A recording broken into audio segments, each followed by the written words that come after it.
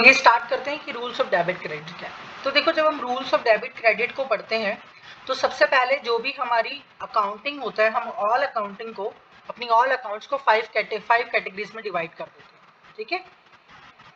जिसमें first category आपकी होती है एसेट्स की, दूसरी लायबिलिटीज, तीसरी कैपिटल, फोर्थ आपके एक्सपेंसेस एंड सेकंड आपका रिवेन्यू एंड गेन्स, ठीक है। अब रूल्स क्या कहते हैं, मैम ये आपसे रूल जरूर पूछेंगे कि what is the rule of debit and credit, okay. तो दो फंडामेंटल रूल्स होते हैं जिन्हें आपको याद रखना होता है कि रूल्स एंड डेबिट क्रेडिट क्या है। तो वो फंडामेंटल रूल्स क्या है? वो फंडामेंटल रूल्स आपके, पहला रूल्स आपका अप्लाई होता है किस पे? एसेट्स और लॉसेस पे। किस पे? ओके। ये रूल क्या कहता है? ये रूल कहता है कि अगर आपकी एसेट्स इंक्रीज होंगी तो आप उन्हें डेबिट करोगे, और अगर आपकी एसेट्स डिक्रीज होंगी तो आप उन्हें क्रेडिट करोगे। पहला रूल ये कहता है। दूसरा ये कहता है इसी के अंदर कि अगर आपके एक्सपेंसेस बढ़ जाएंगे तो आप उन्हें डेबिट करोगे, और अगर आपके एक्सपेंसेस कम हो जाएंगे तो आप उन्हें क्रेडिट करोगे। समझ आया? ये फर्स्ट रूल है आपका। सेकंड रूल क्या है? सेकंड रूल डिपेंड करता है आपकी लायबिलिटी के ऊपर एंड कैपिटल एंड रिवेन्यू के ऊपर, ठीक है। तो लायबिलिटी में क्या कहता है कि अगर लायबिलिटी आपकी बढ़ जाएंगी तो आप उन्हें क्रेडिट करोगे, और लायबिलिटी घट जाएंगी तो आप उन्हें डेबिट करोगे। ये एसेट से ठीक अपोजिट है, देखो। क्योंकि एसेट जब बढ़ती हैं तो डेबिट होती हैं, और डिक्रीज होती हैं तो क्रेडिट होती हैं। लेकिन लायबिलिटी जब बढ़ती हैं तो क्रेडिट होती हैं, और घटती हैं तो डेबिट होती है, ठीक है।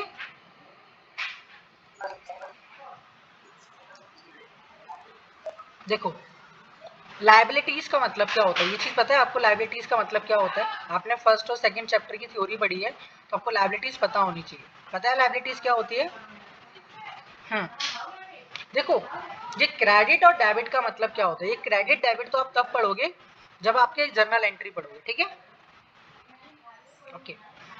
अब मोस्टली डेबिट क्या होता है, क्रेडिट क्या होता है, इसकी कोई पर्टिकुलर डेफिनेशन नहीं दी गई है अकाउंटिंग के अंदर, ठीक है। ये डेबिट एंड क्रेडिट जो है वो कैटेगराइज किया गया है पर्टिकुलर एंट्री के बिहाफ पर। यानी जो हमने अकाउंटिंग को 5 कैटेगरीज में डिवाइड किया है, ठीक है, उसके बिहाफ से जो चीज है, इंक्रीज है, डिक्रीज है, लॉस है या गेन है, कैपिटल की इंक्रीजमेंट है, कैपिटल की डिक्रीजमेंट है, उसके बिहाफ से हम डेबिट और क्रेडिट रूल को फॉलो करते हैं, ठीक है। तो ये चीज है। अब इसमें डेबिट और क्रेडिट क्या है? वो डेबिट और क्रेडिट को जैसे, अगर जैसे नॉर्मल सेंस में बोला जा रहा है कि words come in debit, what goes out credit, तो जो आया वो डेबिट करो और जो गया वो क्रेडिट करो, इस तरीके से समझा जाता है। समझ गए? बाकी जब आपको मैं जर्नल एंट्री कराऊंगा तो आपको समझ आएगा कि डेबिट और क्रेडिट होता क्या है, ठीक है। बाकी अगर वैसे डेबिट और क्रेडिट की कोई डेफिनेशन नहीं है अकाउंटिंग के अंदर, लेकिन अगर आप फिर भी डेबिट और क्रेडिट देखना चाहते हो तो इसके अंदर शायद ही आपको डेफिनेशन मिलेगी। देखो, using of debit and credit, ठीक है। अब देखो, डेबिट और क्रेडिट को समझने के लिए इन्होंने क्या बोला है, आपको आपकी बात को एक्सप्लेन करता हूँ, ठीक है। देखो, डेबिट और क्रेडिट को इन्होंने बोलने के लिए ये बोला है कि हर जो भी ट्रांजेक्शन होती है उसके ड्यूल एक्सपेक्ट होते हैं, ऐसा आपने थ्योरी में पढ़ा है ना, कि हर ट्रांजेक्शन के ड्यूल एक्सपेक्ट्स होते हैं। यानी कोई भी जो ट्रांजेक्शन होती है वो दो जगह अफेक्ट करती है ना। एक जगह जहां वो आती है, मतलब जहां उसे जाना होता है, जो बंदा ले रहा होता है या खरीद रहा होता है, जिसकी वो एज एसेट्स बन रही होती है। दूसरा वो जिसकी वो कम हो रही होती है, जहां से जा रही होती है, ठीक है। तो मेन क्या होता है जब हम डेबिट क्रेडिट पढ़ते हैं, तो इसमें हम देखते हैं as already stated every transaction involve a gifts and take. तो हर ट्रांजेक्शन में दो चीजें होती हैं, एक होता है गिफ्ट्स और दूसरा होता है टेक्स, ठीक है। जो भी ट्रांजेक्शन होगी, जैसे मान लीजिए मैंने आपसे एक मशीनरी खरीदी, तो मशीनरी में मेरे लिए तो टेक है बट आपके लिए गिफ्ट्स है। तो हर किसी एंट्री के लिए दो एंट्री, हर किसी जो भी ट्रांजेक्शन होती है उसके लिए दो एंट्री होती है। तो एवरी ट्रांजेक्शन के दो इफेक्ट होते हैं, कम से कम, ज्यादा से ज्यादा 3 और 4 भी हो सकते हैं, ठीक है, बट कम से कम दो इफेक्ट होते हैं।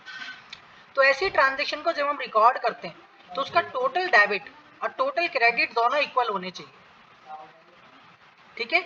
अब डेबिट और क्रेडिट क्या इंडिकेट करता है? देखो यहाँ पर डेबिट और क्रेडिट की कोई भी स्पेशल डेफिनेशन नहीं है, बट ये बोला जाता है the transaction are to be recorded on left hand और right hand side of the account. तो डेबिट मीन्स क्या है? जो ट्रांजेक्शन आपके लेफ्ट हैंड पे रिकॉर्ड हो रही है वो आपकी डेबिट है, और जो ट्रांजेक्शन आपके राइट हैंड पे रिकॉर्ड हो रही है वो आपकी क्रेडिट है। समझ आया? अब यहाँ पर एक टी शेप की अकाउंट की बात की गई है, टी अकाउंट की, है ना? ये टी अकाउंट देखो क्या होता है। टी अकाउंट कुछ इस तरीके से बनाया जाता है, ऐसे, ठीक है? इस टी अकाउंट की ये तो होती है राइट, मैं लेफ्ट, सॉरी, ये आपकी है लेफ्ट,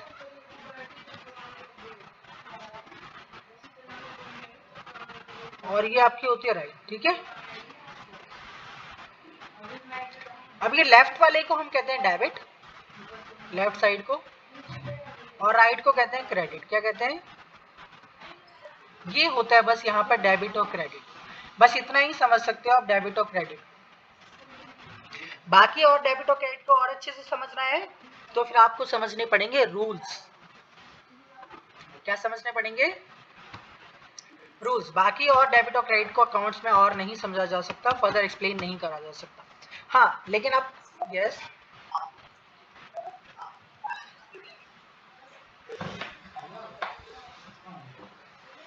देखो डेबिट एंड क्रेडिट, मैं आपको अभी बता रहा हूँ, डेबिट एंड क्रेडिट को समझने के लिए हमें समझना पड़ेगा जो 5 कैटेगरीज में हमने ऑल अकाउंट्स को डिवाइड कर रहा है उसके लिहाज से, ठीक है? किसको डेबिट करना है, किसको क्रेडिट करना है, ये पर्टिकुलर एंट्री के नेचर पे डिपेंड करता है। जो ट्रांजैक्शन हो रही है उस ट्रांजैक्शन के नेचर पे डिपेंड करता है कि कौन सा डेबिट होगा, कौन सा क्रेडिट। बट हाँ, ऑल अकाउंट्स आपकी इन्हीं 5 कैटेगरीज में डिवाइड है, assets, liability, capital, expenses and losses and revenue gains, ठीक है?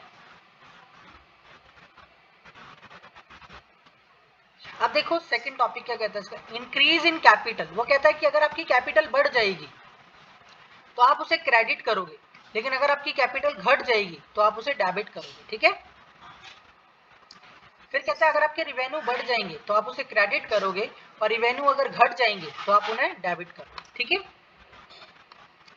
इस तरीके से रूल्स ऑफ डेबिट क्रेडिट आपको दे रखा है। आप इसका स्क्रीनशॉट भी ले सकते हो पढ़ने के लिए बाद में, नहीं तो बुक तो आप डाउनलोड कर ही सकते हो। देखो ये दे रखा है, देखो ये होता है टी अकाउंट, समझ गए? ये सब टी अकाउंट्स के एग्जांपल्स हैं जिसमें रूल और डेबिट क्रेडिट को एक्सप्लेन किया गया। देखो एसेट्स के केस में क्या चीज डेबिट होती है? अगर एसेट्स इंक्रीज होगी तो डेबिट होगी, एसेट्स अगर डिक्रीज होगी तो क्रेडिट होगी, ठीक है? और डेबिट को हमेशा लेफ्ट हैंड साइड लिखा जाता है और क्रेडिट को हमेशा राइट हैंड साइड लिखा जाता है, ठीक है? अगर हम समझें लॉसेस का केस, तो देखो लॉसेस अगर बढ़ जाएंगे तो डेबिट हो जाएंगे, लॉसेस कम हो जाएंगे तो क्रेडिट हो जाएंगे, ठीक है? अब ये दोनों चीजें सेम होती हैं एसेट्स और एक्सपेंसेस के केस में, सेम, बढ़ने पे डेबिट और घटने पे क्रेडिट। लेकिन लायबिलिटी, कैपिटल और रिवेन्यू के केस में ये अलग चलता है। ये कहता है कि अगर लायबिलिटी घटेगी तो डेबिट करेंगे और लायबिलिटी बढ़ेगी तो क्रेडिट करेंगे। कैपिटल घटेगी तो डेबिट करेंगे, कैपिटल बढ़ेगी तो क्रेडिट करेंगे। रिवेन्यू घटेगा तो डेबिट करेंगे, रिवेन्यू बढ़ेगा तो क्रेडिट करेंगे। समझ आया? ये है। तो ये 5 कैटेगरीज में ऑल अकाउंट्स आपकी डिवाइड है, तो इस डिवाइड अकाउंट को आपने समझना है, ठीक है? हाँ, ये 5 है, सॉरी, ठीक है? इन 5 चीजों को, लेकिन इन 5 चीजों को याद रखना कोई मामूली बात नहीं है, लोग इन्हें याद नहीं रख पाते, लोग इन्हें क्या नहीं कर पाते। अब देखो एग्जांपल से समझते हैं जर्नल एंट्री, ठीक है? आप जर्नल एंट्री में एंटर हो चुके हो, ये चीज ध्यान रखना। देखो फर्स्ट एंट्री में आपको समझा रहा हूं, ऐसे क्वेश्चन आते हैं जर्नल एंट्री में, ऐसे लिखा होता है। क्या लिखा है इसमें? पढ़ो। अब इसको देखो समझना क्या है। सबसे पहले तो जब रोहित ने बिजनेस स्टार्ट करा तो रोहित ने अपनी जेब से कैश दिया, है ना? कितना दिया? 5 लाख रुपीज। और रोहित ने जो 5 लाख रुपीज जो बिजनेस स्टार्ट करे, ठीक है, वो आपके कैपिटल में लगाए हैं, ठीक है, यानी बिजनेस के अंदर लगाए हैं, तो वो एज ए कैपिटल मानी जाएगी। क्या मानी जाएगी? यस। तो अगर हम इस ट्रांजेक्शन को एनालाइज करें कि ये ट्रांजेक्शन है क्या, Rohit started business with cash का रियल में मतलब क्या है, क्या ये ट्रांजेक्शन हमें बताती है? तो देखो, the transaction increase the cash on the one hand and increase the capital on the other hand. एक तरफ देखा जाए तो कैश में इंक्रीजमेंट भी हो रही है और दूसरी तरफ कैपिटल में इंक्रीजमेंट हो रही है, ठीक है। इस ट्रांजेक्शन में ये हो रहा है। कैश में इंक्रीजमेंट कैसे हो रही है बताता हूं। जब आप बिजनेस के अंदर पैसा लगा रहे हो, ठीक है, जब आप बिजनेस स्टार्ट कर रहे हो, बिजनेस में पैसा लगा रहे हो, तो जब आप बिजनेस को पैसे दे रहे हो तो बिजनेस के दो चीजों पे फर्क पड़ेगा। एक बिजनेस के कैश पर फर्क पड़ेगा और दूसरा बिजनेस के कैपिटल से फर्क पड़ेगा। जितना आप बिजनेस में कैश लगा रहे हो उतने अमाउंट से ही आपका कैपिटल इंक्रीज हो जाएगा। समझ रहे हैं बात? जैसे आपका बिजनेस मान लीजिए 0 रुपीज का है और आपने अपने बिजनेस में 10,000 रुपए लगाए, तो आपके बिजनेस में कैश कितना आ गया? 10,000 रुपए। और आपके बिजनेस की कैपिटल अब कितनी है? 10,000 रुपीज। सेम ही तो रहेगी ना। फिर आपने अपने बिजनेस में 20,000 रुपीज और लगाए, तो अब आपने कैश कितना हो गया आपका? 20,000 और 30,000 टोटल कैश हो गया, है ना। मतलब 20,000 और लगाए तो 20,000 हो गया, ठीक है। और कैपिटल और कितने से इंक्रीज हुई? 20,000 से इंक्रीज हुई, है ना। तो जितना आप कैश लगाते हो उतनी ही आपकी क्या होती है? कैपिटल इंक्रीज होती है। अब अगर मैं इन दोनों चीजों का नेचर देखूं rule of debit and credit से, ठीक है, कैश की बात हुई है और कैपिटल की बात हुई है, तो यहां देखो, जब भी हम कैश की बात करेंगे, कैश होती है हमारी एसेट्स। कैश क्या होती है हमारी? कैश जो है वो एसेट, वो हमारी एसेट्स का पार्ट होती है, ठीक है। तो जब भी हमारी एसेट्स बढ़ेगी तो हम उसे क्या करेंगे? डेबिट करेंगे। और अगर इसमें हम कैपिटल का कॉलम देखें, तो अगर हमारी कैपिटल बढ़ेगी तो क्या करेंगे हम उसे? अब आप नीचे अपने आंसर को देखो, देखो इसमें मैंने बोला था कि दो चीजें बढ़ी हैं आपकी। पहला आपका क्या बढ़ा है? कैश। और दूसरा आपका कैपिटल, है ना। तो जब कैश बढ़ा तो ये एसेट्स का पार्ट था, इसीलिए डेबिट साइड गया। और जब कैपिटल बढ़ी तो ये बढ़ने पे क्या होती है? क्रेडिट, इसीलिए ये क्रेडिट साइड आई। समझ गए ये चीजें? तो जब भी आप कोई चीज कर रहे हो, जर्नल में जब आप कोई एंट्री कर रहे हो, तो आपको देखना पड़ेगा सबसे पहले कि जो ट्रांजेक्शन हो रही है उस ट्रांजेक्शन में क्या क्या चीज जरूरी है, उस ट्रांजेक्शन से क्या फर्क पड़ रहा है, एसेट्स बढ़ रही है या घट रही है, क्या हो रहा है, ठीक है।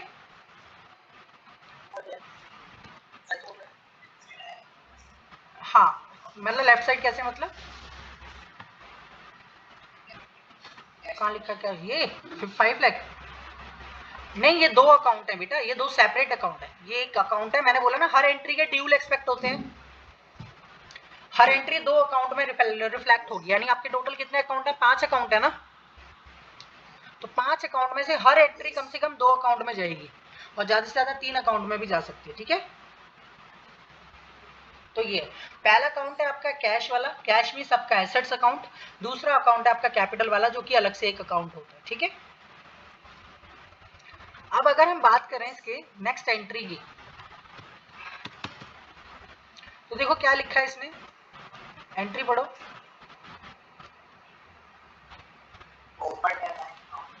अब एक चीज बताइए, जब आप अकाउंट खुलवाने जाते हो, ठीक है, तो जब आप अकाउंट खुलवाने जाते हो तो आप अपने साथ पैसे लेके जाते हो।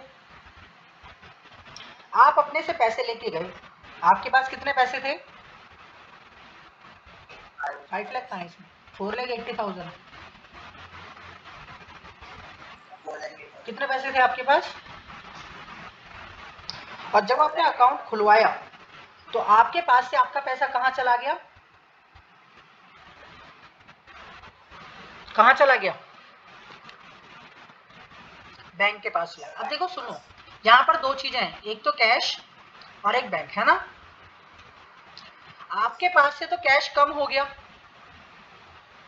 इसीलिए क्रेडिट हो गया, क्योंकि आपके पास जो कैश है वो आपकी एसेट्स थी। क्या थी? और एसेट जब कम होगी तो क्या होगी, क्रेडिट होगी। समझ गए।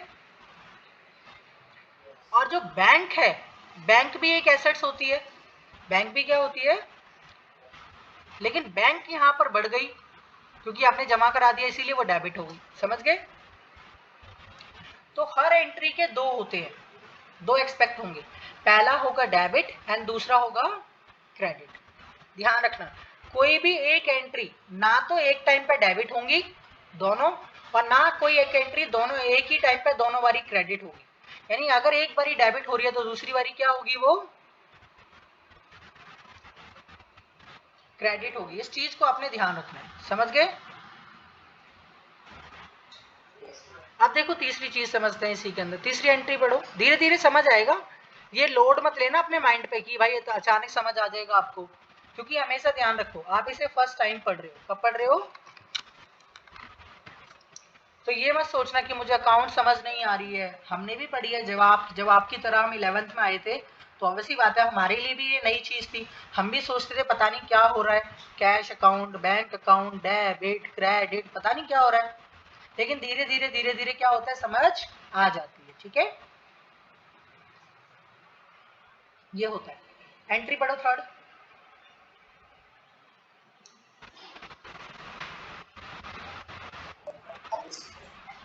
ओके, अब आपने फर्नीचर खरीदा, ठीक है। फर्नीचर बताओ एसेट्स है या लायबिलिटी है, क्या है ये, फर्नीचर एसेट्स होती है। जब आपने खरीदा तो आपकी एसेट्स बढ़ गई या घट गई खरीदने से, अच्छा अगर आपकी एसेट्स बढ़ेगी तो क्या होगी, डेबिट होगी ना। तो देखो डेबिट है। जब आपने फर्नीचर खरीदा तो आपने उसको क्या दिया, चेक दिया। अब चेक तो बैंक से जाता है ना, बैंक से जाते हैं ना पैसे, चेक के पैसे कहां से जाते हैं, बैंक से। तो बैंक बताओ आपकी क्या एसेट्स है या क्या है,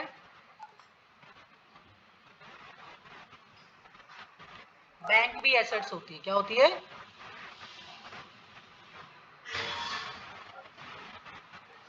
बैंक एसेट्स होती है। अब बताओ जब आपने फर्नीचर के लिए चेक इशू करा तो बैंक से पैसे जाएंगे या आएंगे, तो बढ़ेगा या घटेगा,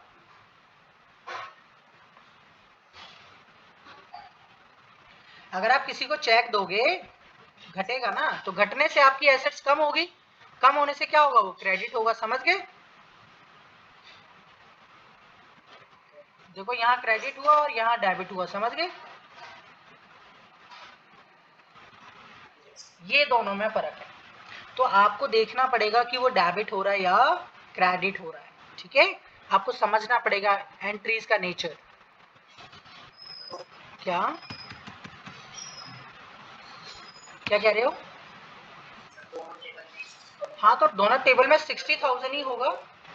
तो आपने फर्नीचर कितने का खरीदा, पेमेंट कितनी दे के आओगे, 70,000 या 1 लाख रुपए, फिर तो अगर आपने कोई चीज 60,000 की खरीदी है तो पेमेंट 60,000 दे के आओगे ना, कि 1 लाख रुपए दे के आ जाओगे। तो जितने की जो चीज आप पे आई है, फर्नीचर 60,000 का आपके पास आया है, तो बैंक से भी तो 60,000 ही कटेंगे ना। समझ गए। तो ये चीज है। फोर्थ एंट्री पढ़ो एक बारी।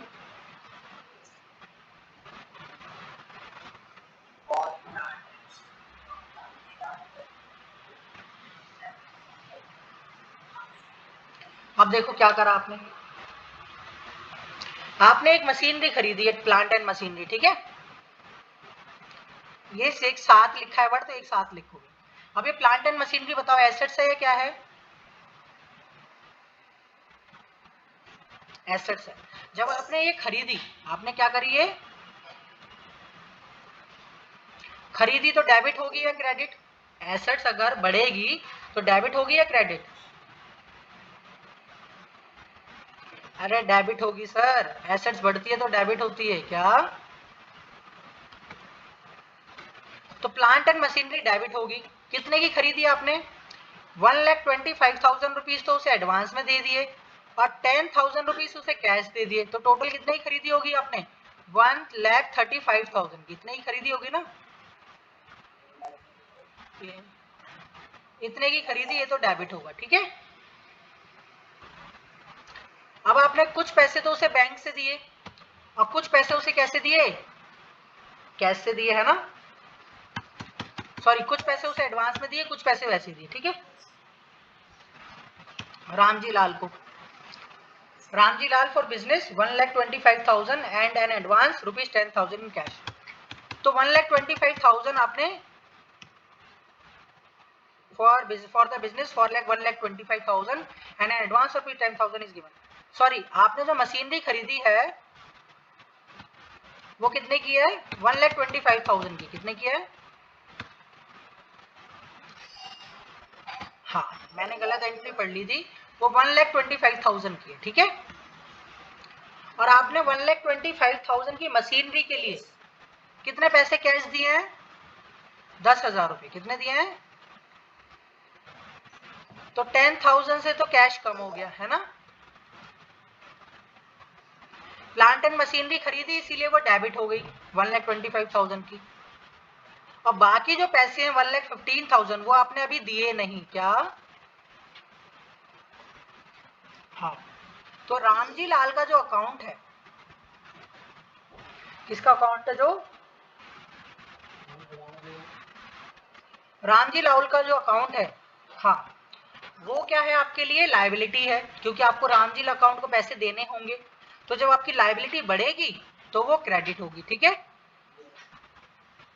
1,25,000 रुपीज आपने और देने हैं उसे, क्योंकि यहाँ एंट्री क्या थी? एंट्री को अगर आप ठीक से पढ़ोगे तो आपको यहाँ पता चलेगा,